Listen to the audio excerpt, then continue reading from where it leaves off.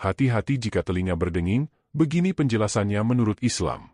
Ada banyak perspektif mengenai telinga berdenging, mulai dari pandangan primbon Jawa, analisa kesehatan hingga pandangan Islam. Sementara itu, menurut primbon Jawa, telinga berdenging bisa menjadi tanda akan terjadi sesuatu yang baik atau buruk.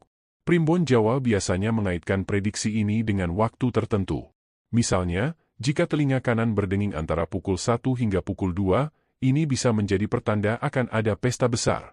Pernyataan ini juga didukung oleh buku-buku tafsir mimpi yang beredar menjelaskan bahwa dalam tradisi Jawa, telinga berdenging dianggap memiliki makna atau pertanda akan terjadi sesuatu.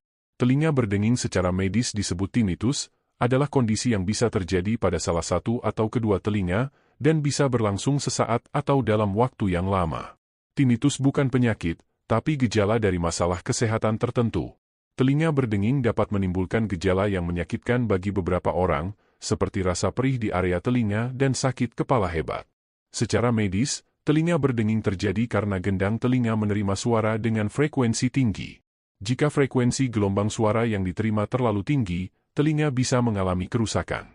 Untuk mengetahui lebih lanjut tentang perspektif Islam mengenai telinga berdenging, simak informasi selengkapnya dalam video ini sampai akhir. Di antara kita memang kadang mengalami dan merasakan suara nging di telinga. Kadang ada yang berlangsung sebentar, tetapi ada yang tidak. Fenomena suara nging di telinga juga seringkali ditafsirkan ke hal-hal negatif. Bahkan kadang acap kali membuat gelisah orang yang merasakannya. Sepanjang informasi yang diambil dari berbagai sumber, bahwa suara nging di telinga tidak ada kaitannya dengan petanda buruk, tetapi merupakan peringatan kepada orang yang mengalaminya untuk ingat kepada Rasulullah Shallallahu Alaihi Wasallam dan membaca shalawat kepadanya. Hal ini sebagaimana sabda Rasulullah Shallallahu Alaihi Wasallam sebagai berikut: jika telinga salah seorang di antara kalian berdengung, maka hendaknya ia mengingatku, Rasulullah Shallallahu Alaihi Wasallam, membaca shalawat kepadaku dan mengucapkan, Zakarallahu men zakarani bihairin, semoga Allah Subhanahu wa Ta'ala mengingat orang yang mengingatku dengan kebaikan. H.R. Al-Hakim, Ibn As-Sini, At-Tabarani. Dalam mengomentari sabda di atas, Az-Zailai menyatakan bahwa dalam hadits tersebut mengandung bahwa tidak hanya sekedar mengingat Rasulullah Shallallahu Alaihi Wasallam tetapi juga bersyalawat kepadanya. Az-Zailai berkata, dalam hadits ini tidak cukup bagi orang yang telinganya berdengung, hanya dengan mengingat Rasulullah Shallallahu Alaihi Wasallam saja sehingga ia bersyalawat kepadanya, dan hendaknya membaca, Zakarallahu men zakarani bihairin.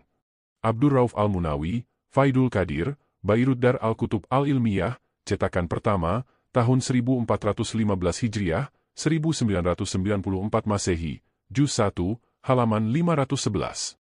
Suara nging dalam telinga menunjukkan bahwa Rasulullah Shallallahu Alaihi Wasallam sedang menyebut orang tersebut dalam perkumpulan yang tertinggi, Al-Mala Al-Ala, agar ia ingat kepada beliau dan bersyalawat kepadanya.